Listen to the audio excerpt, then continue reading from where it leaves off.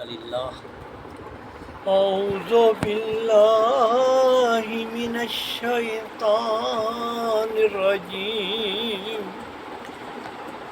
بسم الله الرحمن الرحيم ولا تحسبن الذين قتلوا في سبيل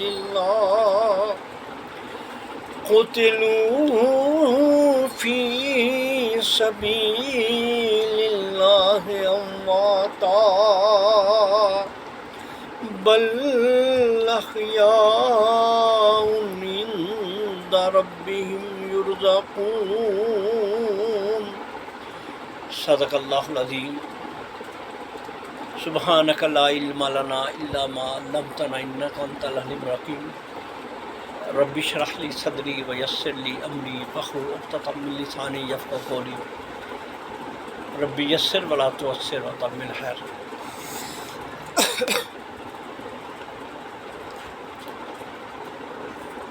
سورہ آل عمران کی ایک آیت آپ کے سامنے پڑھی ہے، اس میں اللہ تبارک تعالیٰ فرماتے ہیں کہ وَلَا تَحْسَبَنَّ الَّذِينَ قُتِلُوا فِي سَبِيلِ اللَّهِ أَمْوَاتًا، کہ ہرگز ان کو یہ نہ سمجھنا جو اپنے رب کے حضور یا اپنے اللہ کی راہ میں گردن کٹا دیتے ہیں، اللہ کی راہ میں شہید ہو جاتے ہیں، ان کو کبھی بھی آپ نے نہیں سمجھنا کہ مردہ ہو گیا، مر گئے۔ بل احیاء عند ربہم یرزقون، بلکہ وہ زندہ ہیں، اپنے رب کے پاس ان کو رزق بھی دیا جاتا ہے۔ تو اسلام کا یہ تصور کہ شہادت موت نہیں بلکہ زندگی ہے، ابدی زندگی ہے، اور یہی نہیں بلکہ جو اللہ کی راہ میں اپنی جانوں کا نذرانہ پیش کرتے ہیں وہ اصل میں قوموں کو بھی زندہ کر دیتے ہیں۔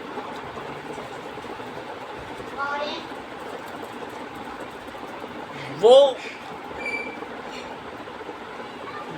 قوم کو بھی زندہ، وہ زندگی پھونکتے ہیں، وہی اصل میں دنیا میں زندہ رہنے کے قابل ہے۔ اور ایسے بہترین بہت اچھے واقعات اسلامی تاریخ کے اندر آئے ہیں۔ آج آپ کے سامنے ایک ایسا واقعہ جو انسانی تاریخ میں بہت ہی کم انسانوں نے دیکھا ہوگا، اور انسانی تاریخ نے بھی بہت کم دیکھا، کہ ایسا کمال کا واقعہ کہ لوگ کس طرح اپنی زندگیوں کو اللہ کی راہ میں قربان کرنے کے لیے کس طرح بتاب ہوتے ہیں، اور کس طرح پھر اللہ ان کو عزت عطا کرتا ہے۔ اور یہ غزوہ موتا جو ہے ایک بہت ہی اہم واقعہ پیش آیا تھا۔ السلام علیکم۔ السلام۔ غزوہ موتا تاریخ کی ایک بہت ہی کمال کا ایک واقعہ ہے، اور جب آپ کے سامنے بات آئے گی تو آپ بھی حیران ہو جائیں گے کہ حضور اقدس صلی اللہ تعالی وسلم نے کیسا کمال کے جذبے اندر بڑھ دیے کہ وہ لوگ بہت بڑے لشکر کے سامنے بھی جو ہے وہ خوف زدہ نہیں ہوتے، ڈرتے نہیں ہیں، بلکہ کود پڑتے ہیں اللہ کی رضا کے لیے، شہادت کی طلب کے لیے، اور کس طرح پھر اللہ تعالیٰ ان کو عزت عطا کرتا ہے۔ بہت ہی تاریخ کا ایک حیرت انگیز واقعہ ہے۔ یہ واقعہ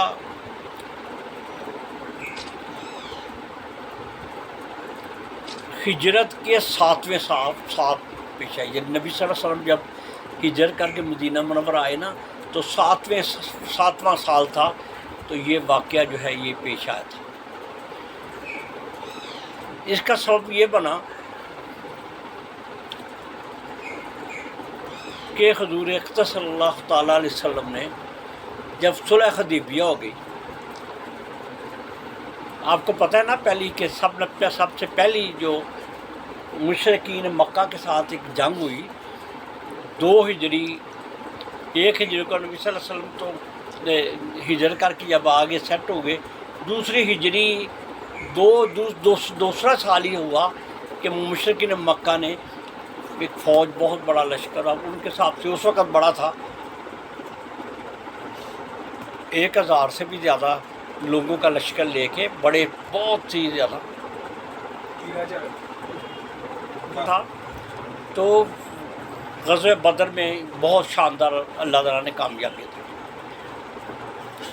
اور یہ یوم الفرقان کے نام سے بھی یاد کی جاتی ہے کہ یہاں حق و باطل کا فیصلہ ہو جاتا ہے. پھر 3 ہجری کے اندر اگلے سال، تیسرے سال غزوہ احد ہوئی.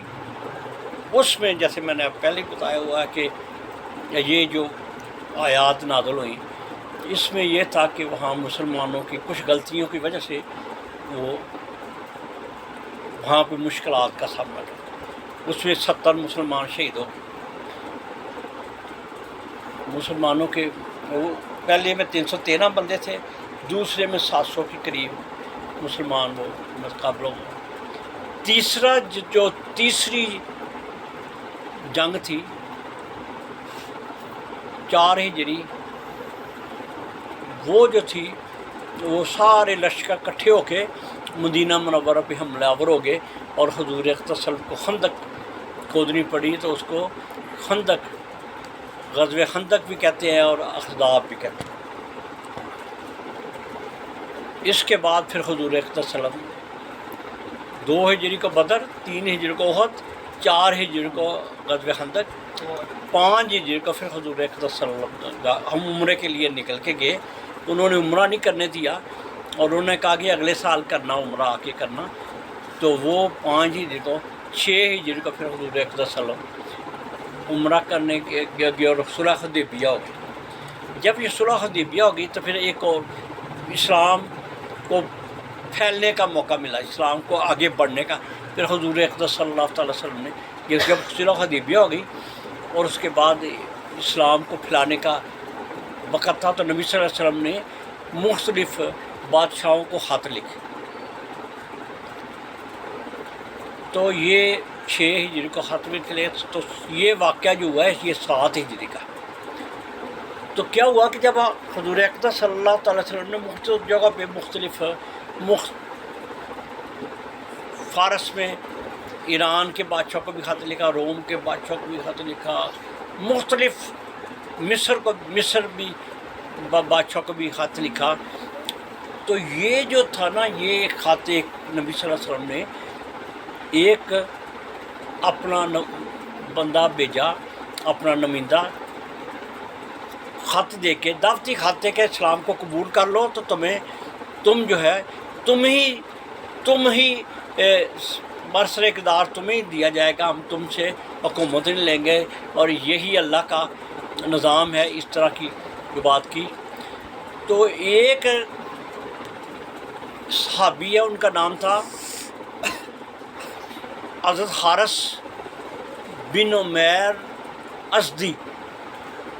حارث بن عمیر ازدی ایک صحابی تھے، ان کو بھیجا بصرہ جو ہے نا، یہ شام کا ایک شہر، ایک تو بصرہ ہے نا عراق میں، وہ بصرہ بھی ہے، ایک بصرہ نام کا شہر ہے، پرانا شہر، بہت خوبصورت شام میں.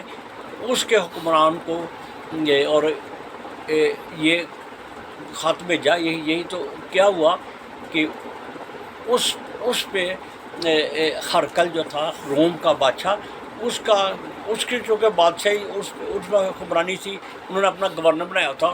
تو ایک گورنر، اس کا نام تھا شرجیل بن عمر غسانی، یہ حکمران تھا. یہ عرب ہی کے لوگ تھے، عیسائی، اور ارد گرد جو مسلمانوں عرب کے جو کونے سرحد کے ساتھ تھے نا، روم کے ساتھ شام کے، یہ عیسائی ہو گئے، عربی سے عیسائی تھے. تو جب حضور اقدس صلی اللہ علیہ وسلم نے اس قاصد کو بھیجا، تو یہ جو شرجیل بن عمر غسانی جو ہے، یہ بڑا بدماش ٹائپ ہوتے ہیں، سب پتہ ہے. اور اس نے حضرت حارث جو ہے ان کو شہید کر دیا. حارث بن عمیر ازدی جو تھے ان کو شہید کر دیا.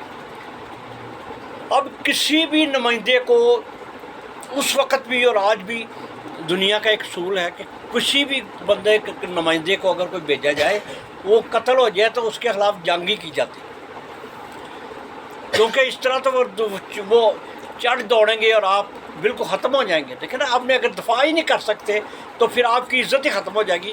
تو حضور اقدس صلی اللہ علیہ وسلم کو جب یہ علم ہوا کہ ہمارے نمائندے کو شرجیل بن عمر غسانی جو ہے اس نے شہید کر دیا ہے، تو نبی صلی اللہ تعالی وسلم نے ایک اپنے حساب سے ایک بہت بڑا لشکر تھا. بڑی اہم آج کی گفتگو ہے جس کو سمجھ کے چلیں. نبی صلی اللہ علیہ وسلم نے 3000 صحابہ کرام کا بہت بڑا لشکر تھا، اس سے پہلے اتنا بڑا نہیں گیا کہ کہیں. 3000 کا لشکر ہمارے مسلمانوں کے لیے اس وقت 3000 بھی بندہ کرنا بہت بڑی بات تھی. تو یہ لشکر جو تھا یہ روانہ کر دیا کہ وہاں پہ یہاں پہ یہ ہمارے جو نمائندے ہمارے صحابی شہید ہوئے ہیں وہاں کے لوگوں کو اسلام کی دعوت دینا. اگر وہ لوگ اس دعوت قبول کر گئے تو پھر ان کو یہ اصول بنا دیا کہ اس کو کچھ نہیں کہنا، ان کو دعوت قبول کرنی، مسلمان ہو جائے تو ٹھیک ہے، اگر نہ ہوں گے تو پھر ان کے ساتھ جنگ کرنی، اور پھر بھی ان کی فصلوں کو تباہ نہیں کرنا، ان کے بوڑھوں کو نہیں کچھ کہنا، ان کے یعنی سارے ایسے عورتوں کو بھی کچھ نہیں کہنا. اور یہ بہت ہی کمال کی فصلوں کو بھی جیسے ان کا یہ سارے اصول بنا کے نبی صلی اللہ علیہ وسلم سمجھا کے بھیجے. اور اس لشکر میں جو سردار بنایا، جو اس لشکر کا سپہ سالار بنایا، وہ ذرا دیکھیں کہ وہ 3 شخص کے نام جو ہے نبی صلی اللہ علیہ وسلم نے نامینیٹ کیے. پہلے نمبر پہ حضرت زید بن حارثہ رضی اللہ تعالیٰ عنہ. زید بن حارثہ جو تھے ان کو ان کا سپہ سالار بنایا. اور زید بن حارثہ کے بارے میں جو اگر تو آپ کو پہلے میں کسی پروگرام پہ کہہ چکا ہوں کہ نبی صلی اللہ علیہ وسلم کو ان سے بہت ہی محبت تھی. یہ نبی صلی اللہ علیہ وسلم کے ساتھ انہوں نے اتنی وفاداری کی تھی کہ یہ پہلے جب حضور اقدس صلی اللہ علیہ وسلم اب یہ نموز نہیں آئی تھی، شادی ہوئی تو خدیجہ الکبریٰ رضی اللہ تعالیٰ عنہا کا ایک غلام تھا، وہ نبی صلی اللہ علیہ وسلم کو انہوں نے تحفہ کیا. اور نبی صلی اللہ علیہ وسلم نے غلام بہت ہی اچھے خاندان کا تھا. اس کے والدین کو پتہ چلا، ان کے گھر کو پتہ چلا کہ یہ محمد صلی اللہ علیہ وسلم کے پاس یہ غلام بن کے گیا، تو ان کے والد بھی آیا اور والد اور چچا بھی آیا، اور انہوں نے کہا کہ جتنے مرضی آپ ہم سے پیسے لے لیں، یہ ہمارا بچہ ہے اور اس کو آپ ہمارے والے کر. تو نبی صلی اللہ علیہ وسلم نے ان سے کہا، حارثہ تھے جو ان کا زید کا والد تھا نا حارثہ، اس سے کہا کہ بھائی بات یہ ہے کہ ایک شرط ہے، پیسے نہیں پیسے نہیں لیتے. میں نے کہا جتنے مرضی لے لیں، ہمارا بیٹا، ہم بڑے پریشان ہیں. نبی صلی اللہ علیہ وسلم آیا کہ ایک شرط ہے، اگر یہ بچہ آپ کے ساتھ جانے کے لیے تیار ہو جائے تو لے جانا، اگر نہ ہوگا نا تو پھر نہیں جانا. تو حضور اقدس صلی اللہ علیہ وسلم نے بلایا، انہوں نے پوچھا یہ کون ہے؟ کہنے لگے میرے ابو ہیں. یہ کون ہے؟ میرے چچا ہیں. انہوں نے کہا کہ تجھے لینے آئے ہیں تو جانا ہے. تو اس نے کہا کہ خدا کی قسم آپ سے اچھا مجھے محبت کرنے والا ملا ہی نہیں ہے، میں نے اپنے باپ کے ساتھ جانا ہی نہیں. کتنی بڑی بات ہے، دیکھیں نا، سوچو ذرا غور سے. اور حضور اقدس صلی اللہ علیہ وسلم اتنے خوش ہوئے، اسی وقت حضرت زید رضی اللہ تعالیٰ کو اٹھا کے خانہ کعبے میں کھڑے لے گئے، اور سب وہاں پہ سب قریش کے لوگوں کو بڑا بلایا، ان کو اعلان کیا کہ سب سن لو کہ آج کے بعد زید میرا بیٹا ہے، آج وہ میرا وارث ہے اور میں اس کا وارث ہوں، یہ میرا بیٹا ہے. پھر حضور اقدس صلی اللہ علیہ وسلم وہ جب ان کے والد نے بھی یہ دیکھا تو بہت خوش ہو گئے کہ یار ایک بہترین انسان، ایک خاندان، ہاشمی خاندان قریش کے ہے، انہوں نے اپنا بیٹا بنا لیا. وہ بھی خوش ہو گئے، ایک پریشان آئے تھے لیکن بیٹا مل کے ان کا ہی ہے، انہوں نے اپنا بیٹا ہی بنا لیا ہے، اور یہ تو اور اچھی بات ہے. تو وہ بھی خوشی خوشی گئے، اور پھر نبی صلی اللہ علیہ وسلم کے وہ بیٹے کے نام سے مشہور. تو یہ وہ تھا نبی صلی اللہ علیہ وسلم نے اپنا بیٹا سمجھے، محبت آخری دم تک نبی صلی اللہ علیہ وسلم کی ان کے ساتھ ایسی رہی. اب ان کو ان کے ساتھ یہ 3 بندے، انہوں نے کہا کہ زید بن حارثہ اگر یہ شہید ہو جائیں، جھنڈا بنا کے دیا نبی صلی اللہ علیہ وسلم، ایک سفید جھنڈا بنا کے دیا. انہوں نے کہا اگر یہ شہید ہو جائیں تو اس کے بعد جو جھنڈا جو ہے نا جعفر، حضرت جعفر بن ابو طالب، یہ جعفر جو تھے نا یہ نبی صلی اللہ علیہ وسلم کے چچا زاد بھائی تھے. یہ ابو طالب کے، حضرت ابو طالب ہے نا ان کے بیٹے حضرت علی رضی اللہ تعالیٰ عنہ کے سکے بھائی تھے. یہ ماں ان کی ایک ہی تھے. جعفر حضرت علی رضی اللہ تعالیٰ عنہ کی ایک ہی ماں تھی، جعفر، جن کو جعفر طیار بعد میں پھر کہا. جعفر جو تھے یہ ادھر خفشا، ان کے بارے میں جنہوں نے ہجرت خفشا کے بارے میں جو جانتے ہیں ان میں دیکھا ہوگا کہ یہی تھے جو مسلمانوں کے جو وہاں پہ ہجرت کر کے گئے، یہ ان کے ہی نمائندہ تھے. اور انہوں نے اتنی شاندار وہاں تقریر کی کہ خفشا کا جو بادشاہ تھا نجاشی، خفشا کا بادشاہ نجاشی جو تھا وہ بھی مسلمان ہو گیا تھا. یہ صرف حضرت جعفر رضی اللہ عنہ، اور اس نے اتنی محبت سے ان کو رکھا. تو دوسرے نمبر کا کہ اگر زید بن حارثہ شہید ہو جائیں تو جعفر جو ہیں، جعفر بن ابو طالب جو ہے یہ جھنڈا سنبھال لیں. اور اگر یہ بھی شہید ہو جائیں، اور تیسرے نمبر پہ حضرت عبداللہ بن رواحہ رضی اللہ تعالیٰ، یہ بھی انصاری، ایک بہترین مدینہ منورہ کے انصار جو تھے ان کے بہترین شاعر تھے، بہت ہی اچھے انسان تھے. ان کو بھیجا کہ یہ جھنڈا سنبھالیں گے. اس کے بعد آیا کہ اگر یہ بھی شہید ہو جائیں تو پھر آپ اپنے مشورے سے جس کو چاہیں آپ اپنا سردار بنا لیں. دیکھو کیسا. اور یہ جب نبی صلی اللہ علیہ وسلم یہ دیکھ رہے تھے، ایک یہودی کھڑا تھا اور وہاں پہ جب نبی صلی اللہ علیہ وسلم کہہ رہے تھے نا تو یہودی نے کہہ دیا کہ مجھے یقین ہے کہ یہ تینوں ہی شہید ہو جائیں گے. جب نبی صلی اللہ علیہ وسلم نے کہہ دیا ہے کہ ان کے بعد یہ، ان کے بعد، تو یہ لازمی طور پہ شہید ہی ہوں گے. اور واقعی پھر ہوا یہ کہ جب یہ لشکر وہاں گیا، یہ جو